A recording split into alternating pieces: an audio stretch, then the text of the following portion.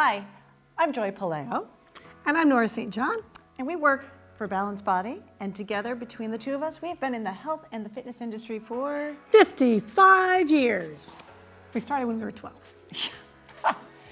Today, though, we want to talk to you a little bit about stress and how to manage stress and uncertain times using mindful movement techniques. Now, specifically, we want to talk to you about kids. Here's the deal. Kids are watching us. They're taking our cues from us. We're stressed out. They're spending a little too much time on the screen, and they're outside of their routine. So there are nice, easy mindful movement techniques that you can employ with your kids that really helps you engage with your kid, help your kid be really nice and present, and also fun, reactive exercises. Not boring, okay, we're gonna do this 8 times, now you're gonna do it, you're gonna sit down, you're gonna change. No, fun, reactive exercises in which you and your kid can be present with each other and just take a moment to forget everything that's happening in the outside world. So, you game? I'm game. Great, let's get started. And we're gonna start with a little focused meditation, right? So focused meditation, I know, you're gonna say my kid's never gonna meditate, it's very guru-y, but here's the deal. Taking time to focus our energies really helps kids to calm themselves down, to learn to self-soothe, and it unlocks creativity. So for our first meditation, it's just really, Nora, I'm gonna ask you to sit and just take a look out the window. I really like to take my kids over to the window. And when we look out the window, we find a focus point. Usually that focus point is a flower. It could be a leaf, it could be a chair. And then what I would do is I would just gently guide them through some thoughts. I would say, look at that chair. When was the last time you were in that chair? Was it for your birthday? Do you remember the cake?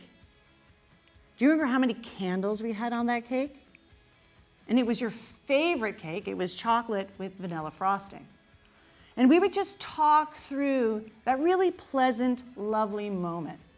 My daughter had a little lilac flower she used to look at, and she could swear that she could see the petals opening, and there would be just this little fairy that would come out and sprinkle its fairy dust on the others to let those petals open.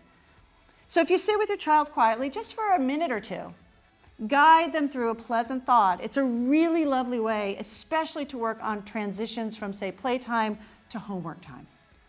So that's just a little easy tidbit on bringing meditation into your home and to your child. But let's face it, kids like to play and they like to move, don't they, Nora? Yeah. So we're gonna now take you over to the mat, and we're gonna talk about different ways in which you can just play and use play to bring guided meditation, this time, through focused movement of the body and exercise. So Nora, let's come on over to the mat. And we're gonna play with animal shapes because we all agree we love animals, right? And the first is we're just gonna do a couple of really easy, interesting stretches for your kids. One is I'm gonna ask Nora to act like a scared cat. Yeah. And notice how her spine really rounds. And you can make a hiss sound, Nora. Right. And then she's gonna notice she's got a little bit of milk in front of her, and she's gonna come down and she's gonna lick her milk. Good. And scared cat, Nora. And lick your milk. And just moving from that scared cat to that cat licking the milk, you can see how you can really stretch out and open up the spine, move the shoulders and the head and the neck, and it's an awful lot of fun. Now, Nora, you ready? There's not just cats in the world. What about dogs? Right? Downward dog. Cat. Dog. Woof. Cat. Meow. Now dog. Woof. Up there, can you wag your tail, Nora? Yeah, move to side. Awesome. And then come on down. So this is just a nice way to wake things up, to move the joints, to get things lubricated, to change the focus. But let's face it, cats and dogs don't just stay in place, Nora. So I'd like to play a little game of fetch. So here we have a ball. Okay, Nora, go for it. Come on, Nora, go get the ball. Yeah. Over to the side, hand-eye coordination, right?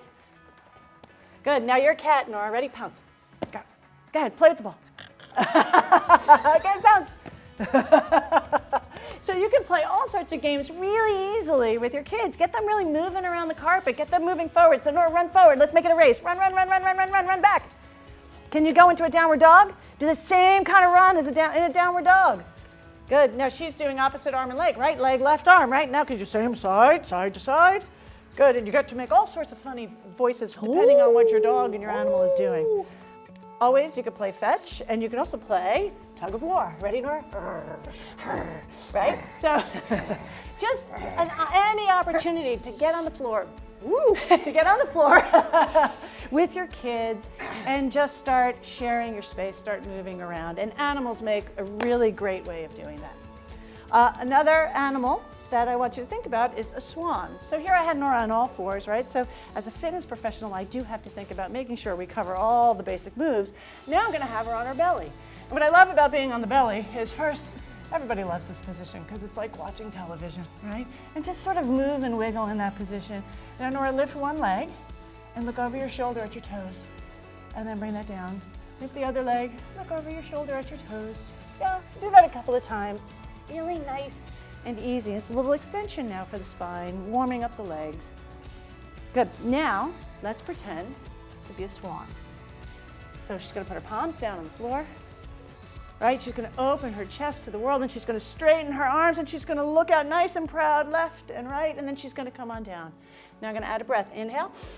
On the exhale, lift up into your swan, nice and proud, look around, and then come on down. Good, Nora, one more time. You're gonna be a swan. I wanna see a nice big open chest, and then come on down. Now, how do we make that more fun? Well, I think swans dive for fish, Nora. So come on up into your swan. Now send your arms out, dive forward and stop. And dive forward and stop, look for fish.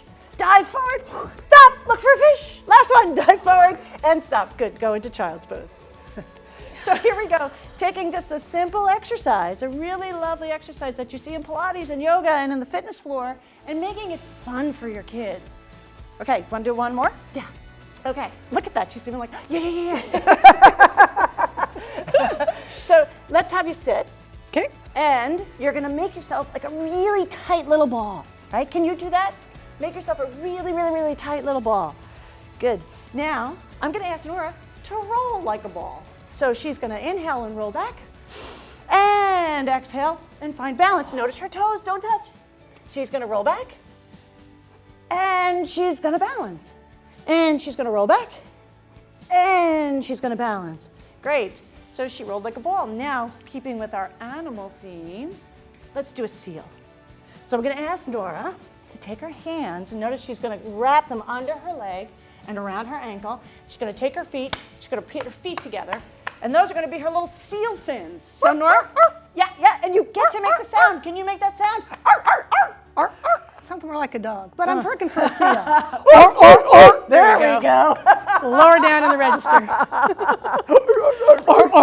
Okay, so she's gonna, and then she's gonna roll like a ball. And she's gonna come back and she's gonna balance. Give me that seal, your best seal. There you go. And one last time, go back. She's gonna take her legs straight out and reach forward for a nice, easy spine stretch. There you go. So here's the deal with stress. Stress is the ultimate body-mind reaction. And one of the best ways to deal with it is by engaging both the body and mind. Here we talked a little bit about guided meditation, and we got playful, and you'll notice I asked Nora to be reactive. When she's being reactive, she can't just sort of wander off and think about whatever she's got to do next. She's got to stay engaged and engaged with me. Keeps you present. Yeah, it keeps you really in the moment, which, by the way, is a marker for mindfulness. So if you have any additional questions, contact us at balancebody.com.